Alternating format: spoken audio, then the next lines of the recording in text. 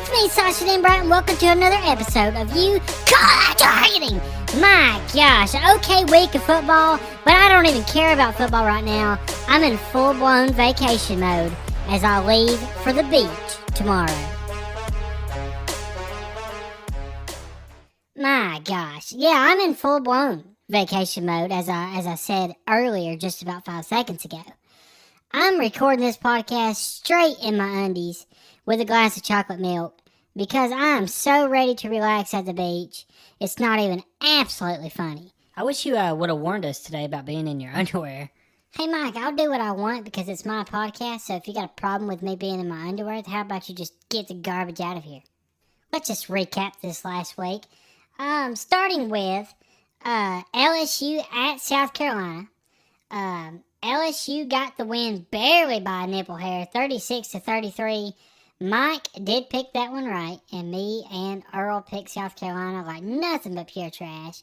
The next game, Oregon at Oregon State. I thought for sure Oregon was nothing but pure garbage. They haven't proved a darn thing to me all season, but they showed up in this game against their rival, beat them 49-14, like absolute pure trash.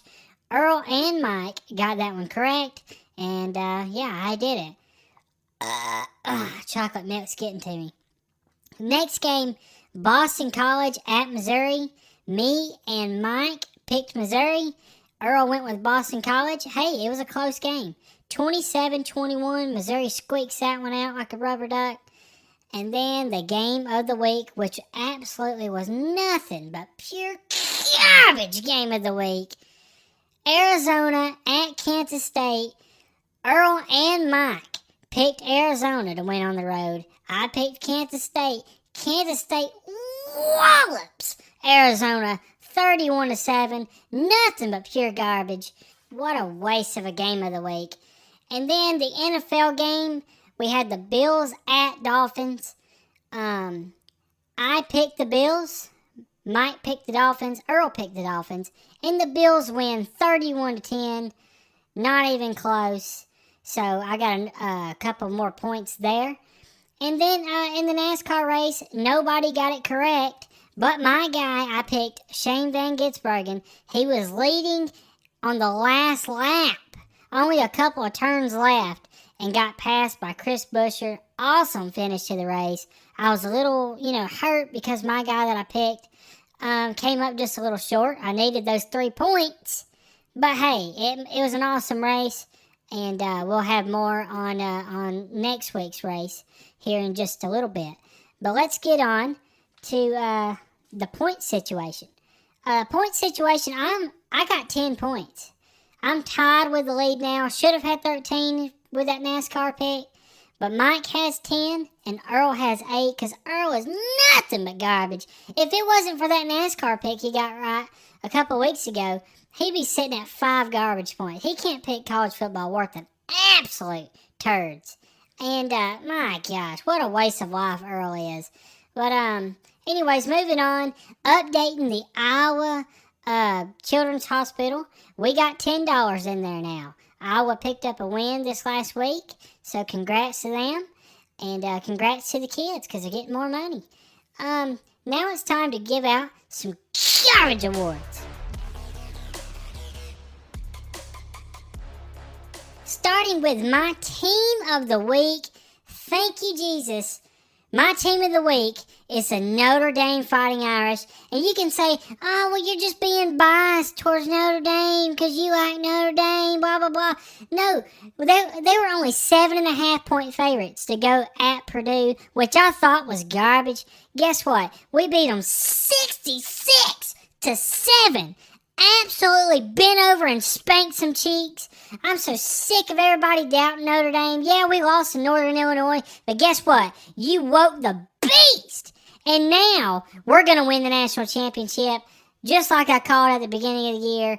Everybody else can shut their absolute lips because it's going to happen. Thank you, Notre Dame, for whipping some absolute tits around and being my team of the week. So congratulations, Fighting Irish. But now it's time to take this super excitement, and it's time to go down the hill. And let's talk some trash teams. starting with Michigan. My gosh, Michigan just still isn't impressing me. They beat Arkansas State 28-18. What a bunch of nipples. Michigan is absolute garbage.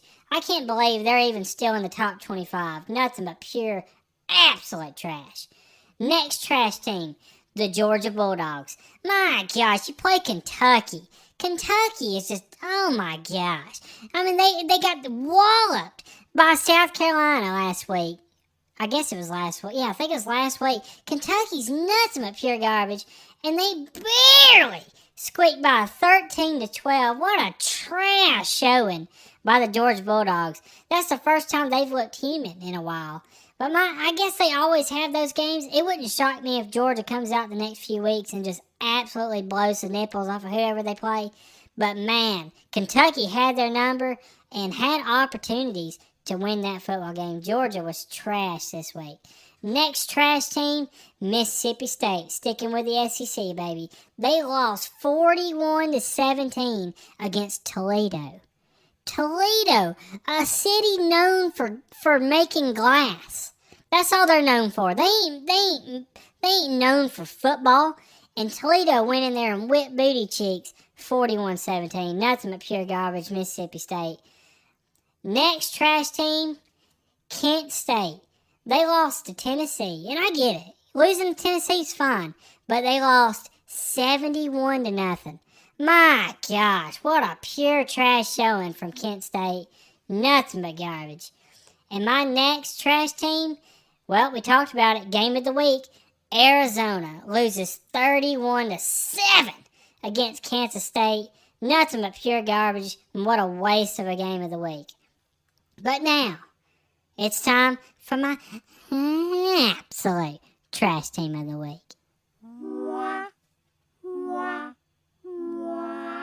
My absolute trash team of the week, the Florida State Seminoles. My gosh, have we ever seen such a trash team? They're on a 4-game losing streak, baby. Georgia whipped their booty cheeks, and they still haven't recovered. My gosh, losses to Georgia Tech, Boston College, and now you can add Memphis to the list. And they play California this next week, and it wouldn't shock me if California blows their nipples off. Florida State is nothing but pure trash, and I'm loving every second of this dumpster fire garbage program. Mike Norvell, garbage.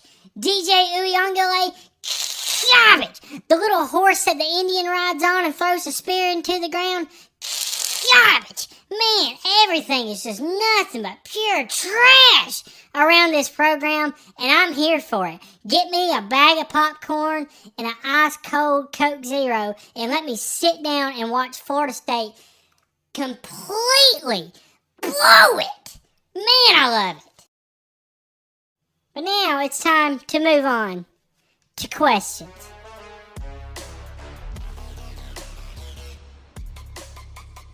First question is from Notre Dame Natty Champs 2025. He says, I believe Arch Manning is legit, and I believe he did the right thing staying at Texas and playing for Sark. What's your thoughts, Sasha the Great? My gosh, I love how he called me Sasha the Great. Yeah, Arch Manning did the right thing. Sarkisian he's a quarterback whisperer. I mean, if he would have coached me in high school ball, my gosh. I mean, I already broke state records, but there's no telling what could have happened if he was my coach. He's a great coach. Quinn Ewers, one of the best quarterbacks in the nation. He's hurt right now. Don't know what his status is. I don't think it's as bad. I think he is going to set the next game out for sure. But Arch Manning, I think they're just as good. I mean, I would be a little afraid if Arch Manning had to play, Georgia next week. But man, I think with a little experience, I think Texas is in good shape with either one of those quarterbacks. I think they'll be just fine. But yeah, I was real impressed with Arch, the absolute Manning. So thank you for your question. Let me pull up on my phone. I wasn't prepared. Okay, here we go. Next question is from Daisy Ridley is not attractive, which is an absolute lie because Daisy Ridley is, my gosh, a smoke show. Question says, Sasha, last week you said you make about $2 million per podcast. I was wondering why. When you're swimming and all that dough, do you choose to only give a few dollars to the children's hospital? Seems selfish.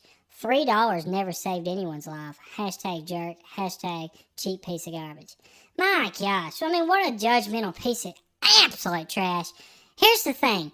I said, first of all, I didn't say 2 million. I said 1.4 million, so get it right.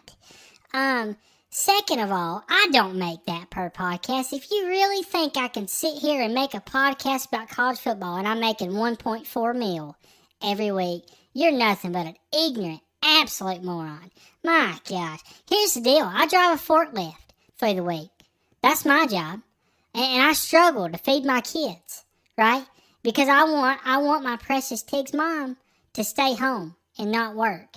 So I bust my absolute chops to go out there and work for a living. And here's the deal. This podcast makes no money whatsoever. I do it for the absolute love of podcasting and fans. And it sounds like to me that you're not a fan, which makes me absolutely peed off. Anyways, so if it wasn't for Truck Burns that sponsors my podcast, I wouldn't have garbage money. I wouldn't have enough money to pay Earl to go on his little adventures. So what a garbage, judgmental way of thinking, and I don't appreciate it. And I'm going to give to the Children's Hospital what we give. And if you want to give more, then how about you absolutely send money in and give some, you piece of garbage? Anyways, next question. This question is from Ingrown Hair on My Third Nipple. Says, this question is for Mike. Psh, garbage. Mike, I don't know if it's true, but I heard you're secretly dating Tig's mom now. This better not be true, Mike. I'm going to continue reading this question, but I'm telling you right now, it better not be true. My gosh. It says, also, how has NASCAR changed since the days of Dale Sr. and Jeff Gordon? Is it like other sports like basketball and football to see where it has changed so much those old heads wouldn't stand a chance these days? First of all, let me address this. Mike, you got 5 seconds to tell me what this is about, or I'm going to absolutely kill you. Listen, Sasha, I promise you, I've never been interested in Tig's mom. I haven't been interested in anybody since I met my wonderful wife 10 years ago. And I'm happily married, so you have nothing to worry about. I don't know what this person's trying to do, but I promise you, there's nothing between me and Tig's mom. Well, I'm going to take your daggone word for it, but I promise you right now, I promise you with everything that I am, if there's an inkling of you flirting around with Tig's mom, you're going to be 6 feet under, buddy. Okay, I get it. I promise you. Take my word. Nothing's going on. All right, I'm going to take your word. And if that's the case, then this person, ingrown hair on my third nipple, I don't appreciate you trying to start your crap. I don't appreciate it. And but I will answer your question. Yeah, NASCAR's way different now than it was when Dale Sr. was here and Jeff Gordon was racing. The cars are so different. The format's different. The way they do the playoffs now. Everything's different. I know for a fact these guys couldn't hang like they used to because I've seen Jimmy Johnson.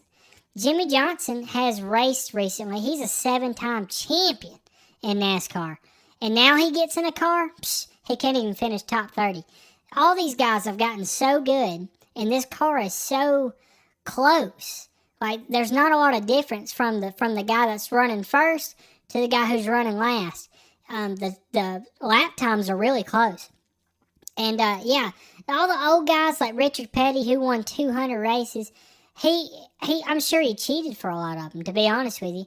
I'm sure Dale Earnhardt cheated for a lot of wins that he had. And I don't want to take away, they were great drivers, but in today's NASCAR, they would not have as much wins or as much championship.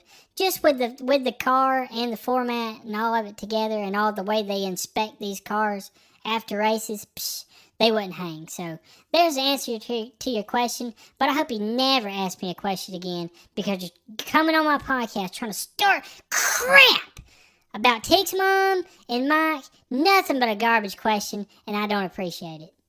But we're going to move on, and we have a phone call from an old friend. He was back on my podcast years ago.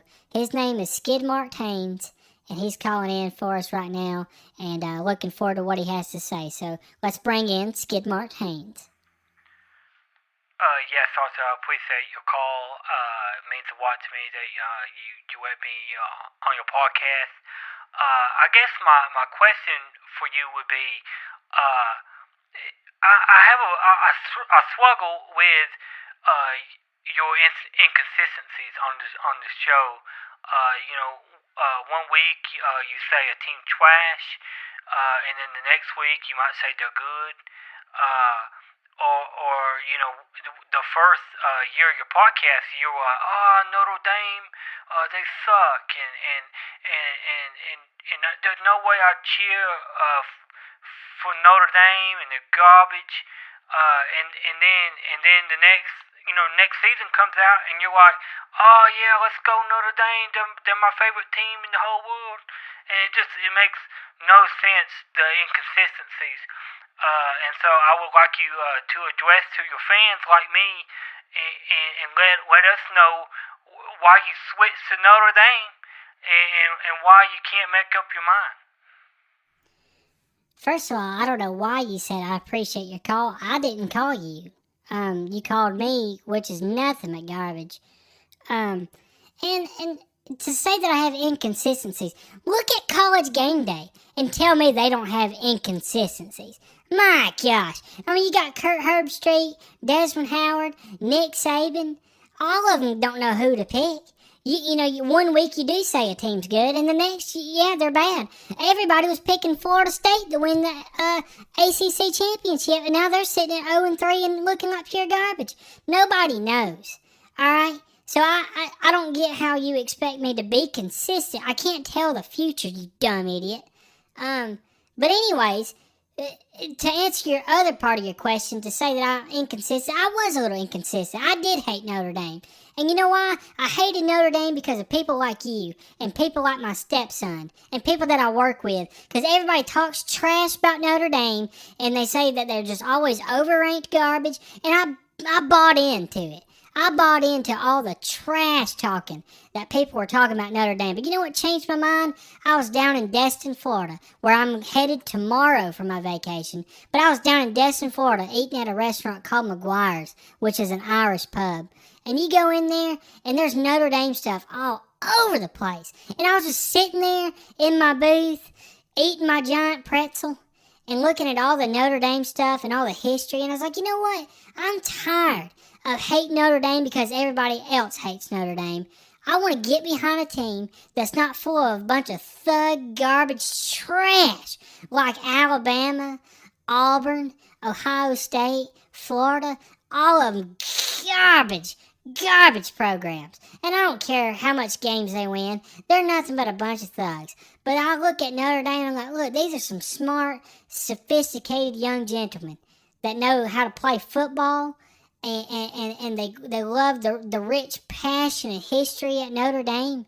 And if anybody can't get behind Notre Dame's history and how awesome just the program is, then they can just suck my pure nipples. I don't care. I love Notre Dame, and I hate that you even called me out on that, you piece of garbage. What a trash phone call.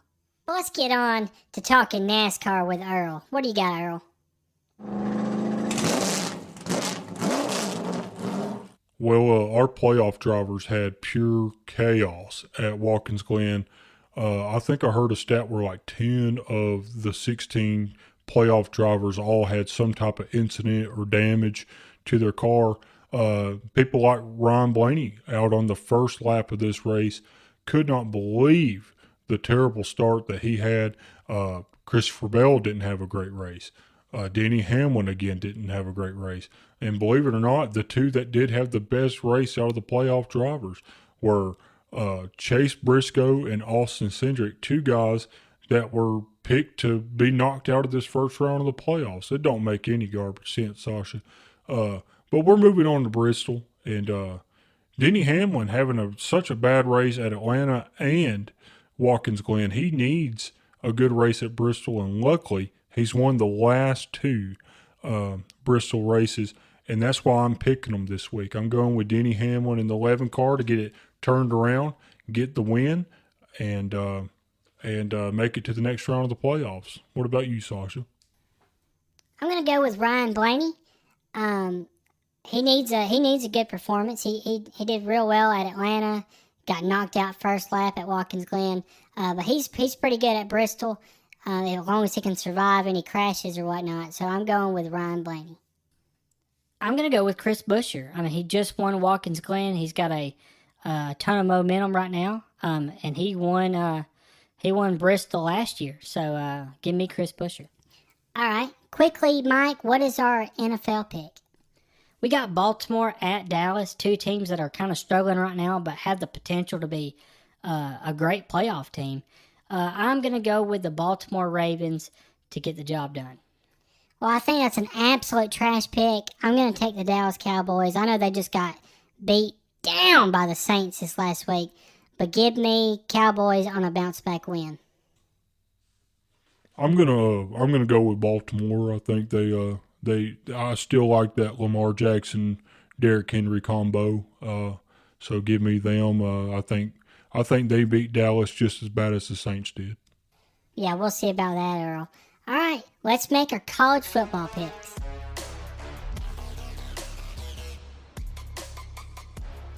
All right, yeah, we're just going to make our picks in studio today. No live audience because I'm still paid off that I lost all that money from last week. We'll get back to it eventually. We're going to start with number 24, Illinois, at number 22, Nebraska. I'm going to go with Nebraska. I like the way these guys have looked lately. They whipped up on Colorado, which I absolutely loved. Give me Nebraska at home. I'm going to agree with you, Sasha. I like what I've seen from Nebraska. It seems like they just got things together now. They got a good quarterback. I think their coach is figuring things out. I like Nebraska. Well, I don't like either one of your picks. I'm going to go with Illinois to get the upset on the road. Next game is USC. They're ranked 11th. They're going to be playing Michigan on the road. I'm going with USC because even though I think USC is nothing but pure trash, Michigan is even more pure trash here. And they haven't proved anything. I think Michigan loses, and I think they're bumped out of the top 25 this week. I think they have a bounce-back performance. I think Michigan is finally going to figure out their identity. I think they need to stick with one quarterback, because when have we ever seen a two-quarterback system work since really Chris Leak and Tim Tebow back in the day? So just get one quarterback and stick with them. I think Michigan can win at home. I'm going to disagree with you, Mike. I picked USC earlier in the year, and they didn't let me down. I'm going to pick them again. I think Michigan's offense looks like a 99-cent pack of bottle rockets, just a bunch of duds. Next game is going to be number 12, Utah, at number 14, Oklahoma State. I haven't watched either one of these teams, to be honest. I'm really just going with my gut here. I'm going to pick Utah. I kind of agree with you, Sasha. I haven't watched either one of these teams either, but what I've looked up and I've done my research, I like Utah as well. I'm going to disagree with you again. I like Oklahoma State at home. I think they got some firepower, and yeah, they're called the Cowboys, and yep. What a trash pick, Earl. You need to quit drinking on the job. Now let's go to our game of the week. Number 6, Tennessee, at number 15, Oklahoma. Oklahoma, I said it at my first podcast of this year. I said that they were going to be a bunch of wannabes. I don't think they're ready for true SEC football. I think Tennessee goes in, whips tits. I think Tennessee wins by 3 touchdowns. I don't know so much about the 3 touchdowns, but yeah, I didn't even really have to think about this one really hard. I'm going with Tennessee. I'm going with Tennessee as well. I think their offense is as explosive as my tullet on Taco Tuesday. Yeah, and I agree. Oklahoma, I don't think they're ready for true SEC football. give me the Volunteers.